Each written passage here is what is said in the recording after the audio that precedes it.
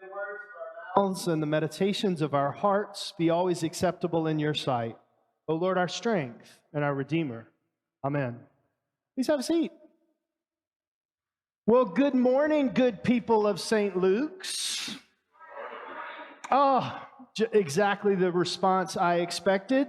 And it's exactly the response I expected because St. Luke's, your reputation precedes you.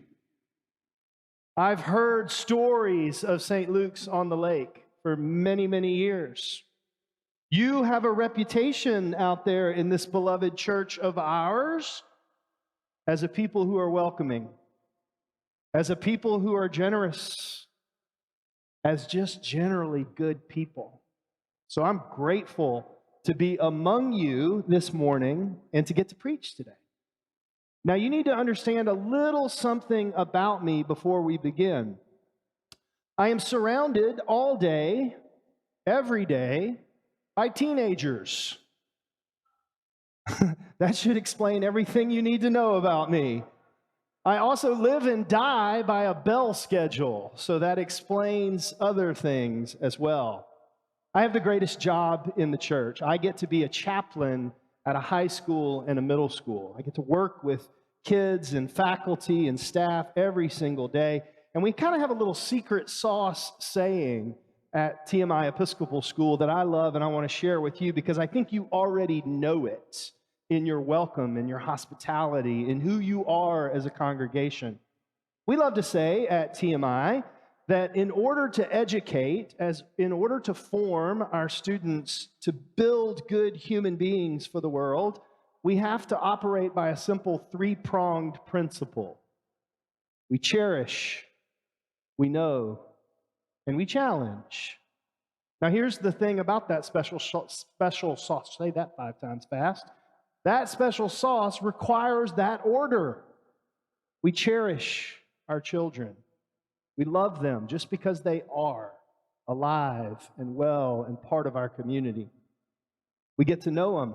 We know what they like, and more importantly, what they don't like. And once we get to that place of a little bit of knowledge, then and only then do we begin to challenge.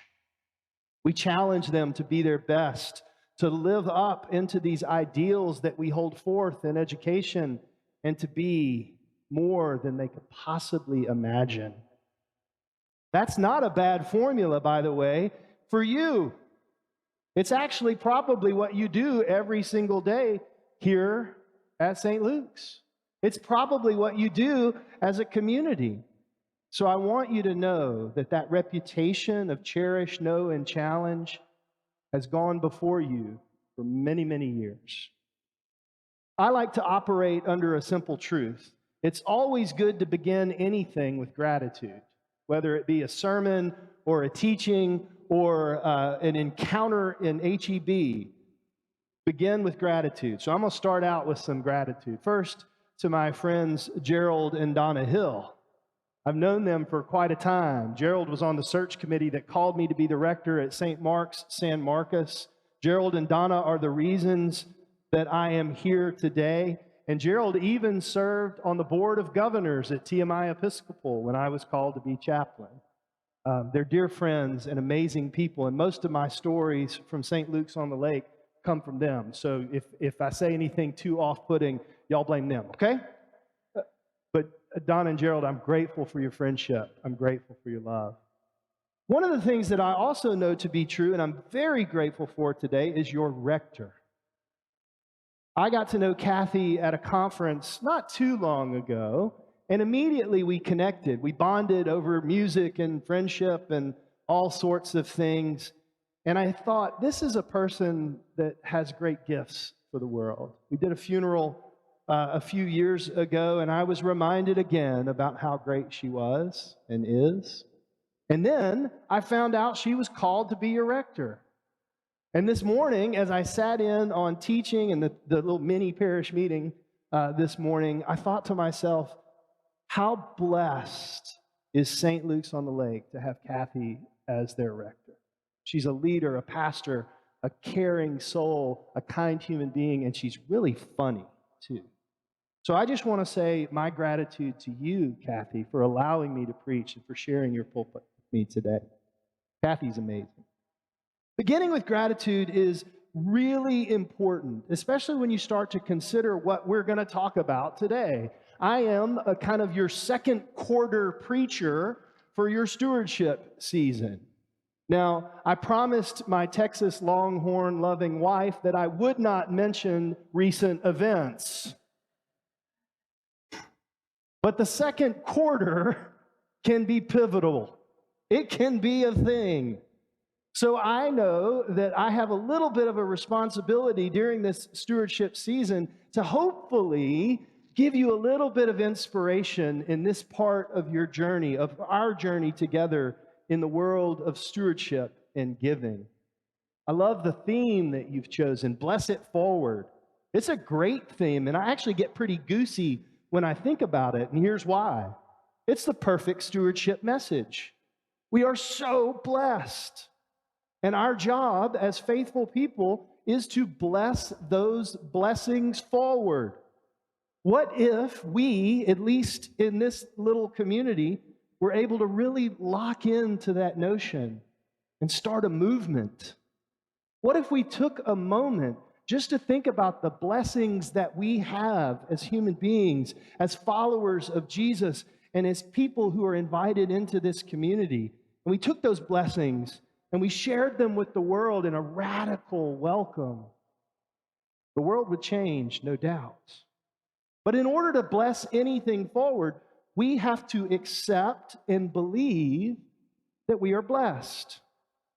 And we are. You need a little example? Take a look around you. Look at this community that you're a part of. My hunch is that you have deep and lasting friendships here.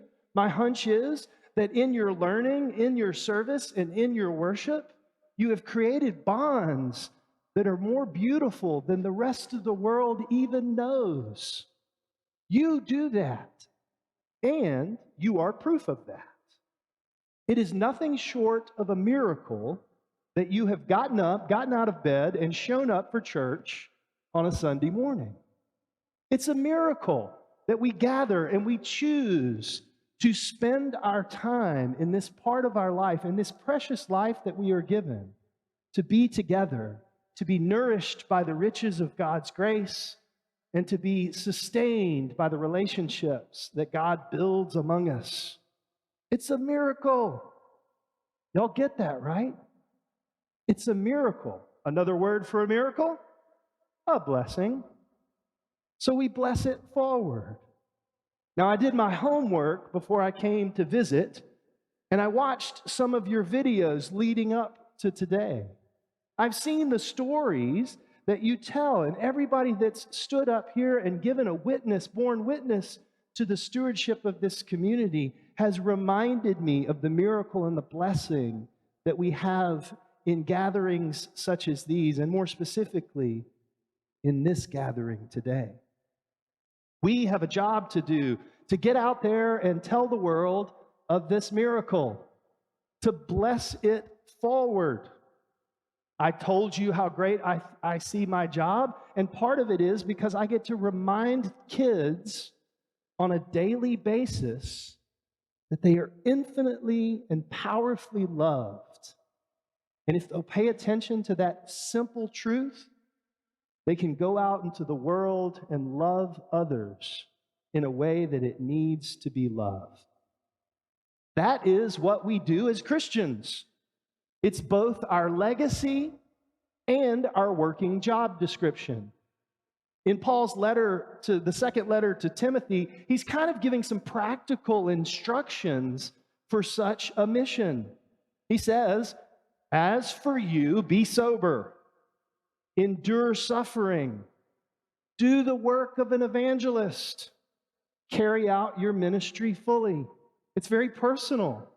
In fact, it's so personal, he goes on to describe what he's up against. He talks about how all of his compadres have left him and gone on to other places. But then he says, "Oh, don't worry, Luke's still here." And then he reminds Timothy, "Oh, by the way, will you bring my coat that I left at Carpus's house? when you come. And don't forget my books, and especially my parchments. A reminder that Paul had more to write, more to give. We get the opportunity on a daily basis to tap into all of these truths, these practical ways of going deeper in our faith so that we might carry out our ministry fully in the world. At its heart, any stewardship sermon is a sermon about giving. It's about passing along what has been given to us, what we have learned, and the blessings we have received. When I found out, when Kathy texted me a few weeks ago and said, hey, I'm thinking we're going to celebrate St. Luke as our patron, I thought, that's awesome, because of St. Luke's amazing contribution to the story and legacy of our faith as followers of Jesus. But most importantly, there was a significant upgrade in the gospel of the day. Jesus preaches a stewardship sermon right to his very own hometown. Listen to what he says.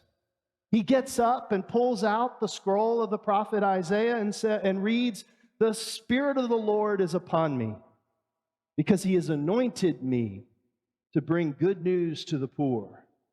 He sent me to proclaim release to the captives, recovery of the sight to the blind, to let the oppressed go free, to proclaim the year of the Lord's favor." And then he pulls this amazing sermon trick that I've never had the courage to do. He just sits down. He sits down and says, while seated, "Today the scripture is fulfilled in your hearing." What we don't get in today's gospel is the congregational response. So I thought I'd share it with you.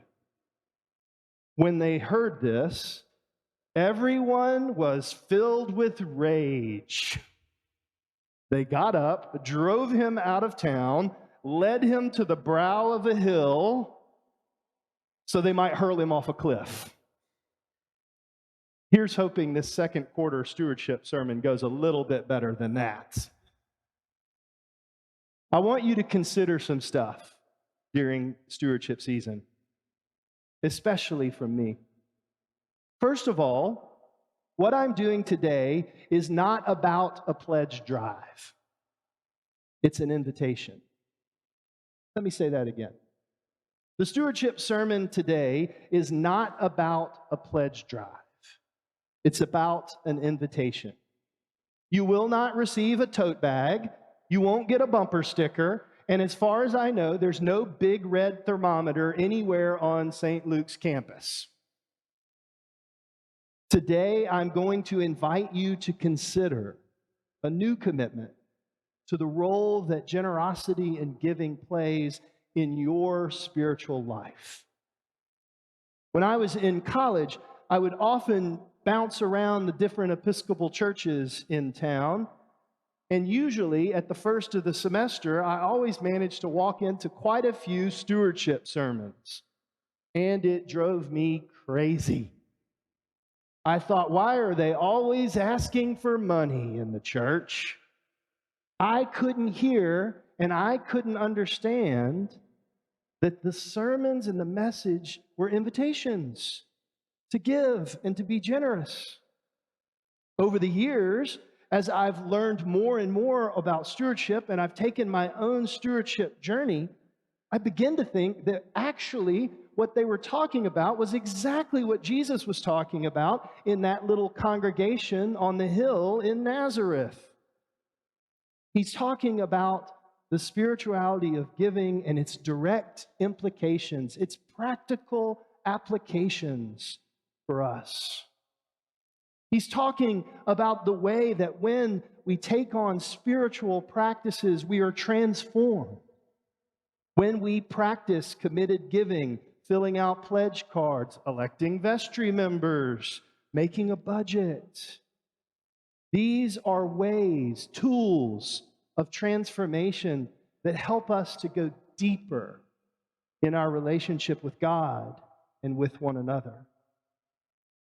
People are always asking me as a priest, how do I get deeper in my faith? What are some practical things that I can do? And I love to say, take a good look at your relationship to generosity, to giving, and to commitment to those ideals. The practices of generosity that are intentional, repeated, and committed help us to see how blessed we are. We're able to look into that beautiful mirror and see the image of God radiating through us so that we can show it to the whole world. One of the things that I know to be true in the world is that money can be one of the most worrying things in our culture and in our lives. It's certainly one of those present things that we don't talk about enough, especially in church. We talk about funding things, we talk about things that fall short, but we forget to talk about this thing that we have relationship with every single day of our lives. We worry about not having enough. We worry about having too much and not using it well. We pay attention to our bank statements as if they are the defining characteristic of who we are created to be. Madison Avenue tells us what we don't have and how we should really try to get it. The way we talk about and don't talk about money can be oppressive. It can be something that we need liberation from, that we are held captive by and need to find freedom. I believe in my heart of hearts that giving and generosity is the key that unlocks that puzzle. It unlocks all of that because it brings good news to the poor. It releases us from captivity, and it opens the eyes of those who can't see. Giving sight to the blind and hope to the captive, this is the good news that we are called to share in all the world. We have so much. We are so blessed. And therefore, we give. It's actually a pretty basic biblical pattern, isn't it? God so loved the world that he gave. God so loved the world that he gave. If we are created in the image and likeness of God, then we are created in the image and likeness of generosity and giving. It's who we are. It's our legacy. One of my favorite examples of the legacy of generosity in my own life is my relationship with my granddad. My granddad was a hard-shell Southern Baptist deacon. He read that King James Bible every day. He prayed with a little yellow legal pad at his coffee table, and he tithed. And he was generous. Now, in order to understand the legacy that my grandfather gave me, you need to understand also that I grew up a cradle Episcopalian, born on a mountaintop in Sewanee, Tennessee. The only way I could be more cradle Episcopalian is if I were actually born in the chapel at Sewanee. My dad was in seminary when I was born. And when he was in seminary, he drove a 1963 Pontiac Le Mans. It was mustard brown. He had driven it in college as well. And when he was ordained, and when I grew up to be in elementary school, he was still driving the 63 Le Mans. It did not have seat belts in the back seat, and the rust holes were so big on the floorboards, you could see the potholes that we had mercifully missed because the shocks had been gone since about 77. This thing was a death trap, and my granddad knew it.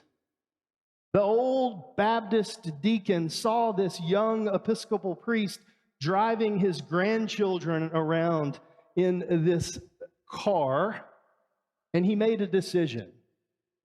He said, I'm going to give them something that can help. Now, my grandfather grew up poor in the south part of Mississippi. He was from a small town where things were hard.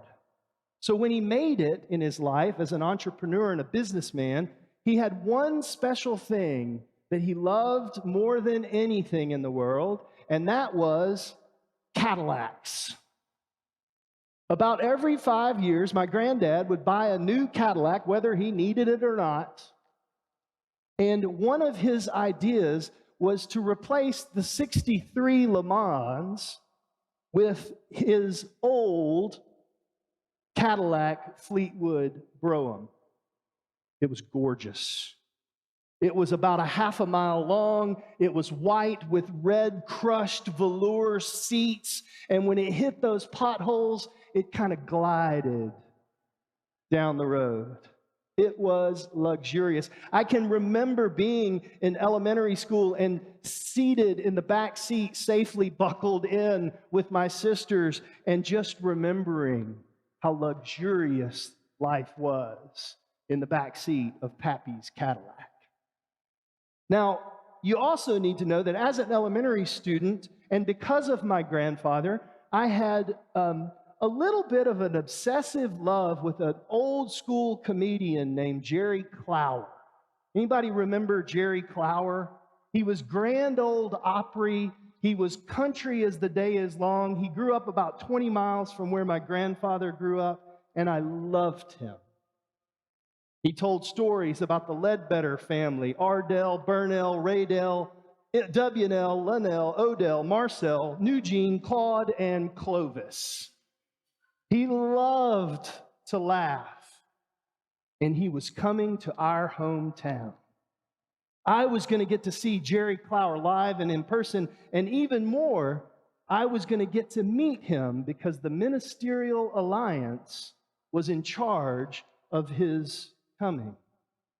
Now, my dad was the rector of a little church in this tiny little town, and because most of the other pastors had side hustles in agriculture, he was the only one who had a car good enough to pick up this grand old Opry star from the airport.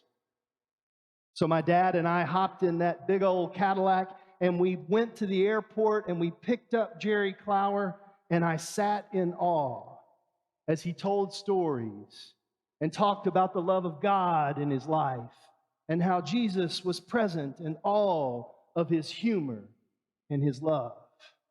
I hung on every word, and we bonded over our beloved Mississippi State Bulldogs.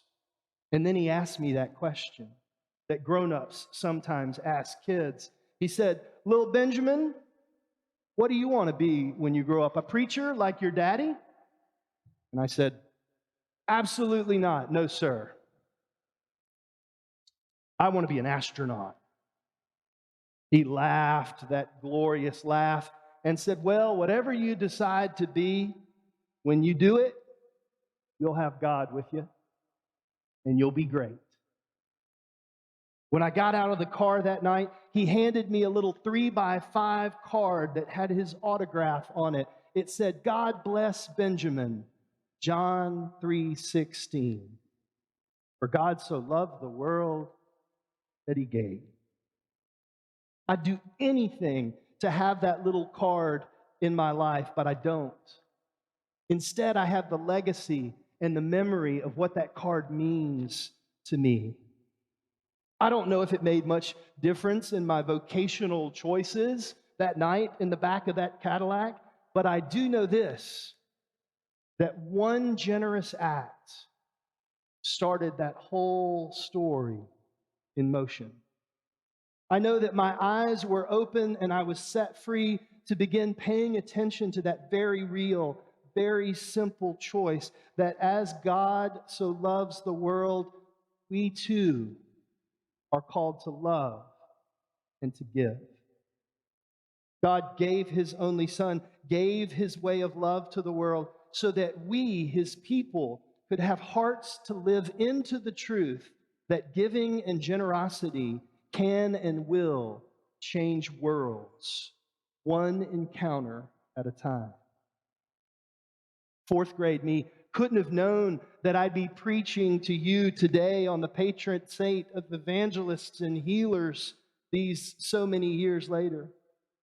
Fourth grade me couldn't have known the impact of Pappy's gift and how it would set me on a journey of believing the radical power that generosity plays in all of our lives. Fourth grade me didn't know it. God certainly did. Maybe Jerry Clower did, and I suspect that Pappy did because it had probably happened to him. The transformation of giving and generosity in my family's life over years has been monumental. I cannot say that enough. I wouldn't preach this to you if it hadn't happened to me. What I want you to hear is that it's an invitation, not a pledge drive. It's not about me reminding you to give to a budget.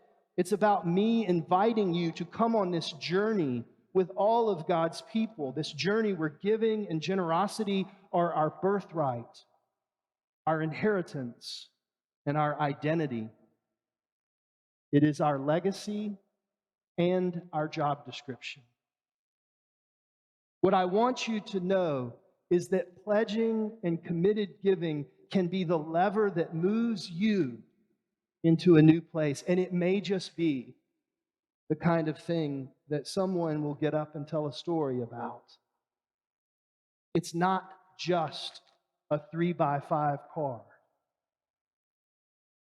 It's an opportunity, an invitation, a connection. The work of God at this beautiful community by the lake that's been serving God since 1960 will be enhanced and magnified when we go deeper into our own lives, knowing that the very real, very simple truth that God so loved the world that He gave always liberates captives, opens eyes of the blind, gives us joy, and gives us one another to carry out our ministry, to be evangelists, to be healers, good news bearers for a world that needs it desperately. God bless you, St. Luke's, for the work that you have done and for the legacy and the reputation that you bring into the world, and thank you. Consider this your invitation to take a little card and bless it forward, because you are most certainly a blessing. Amen.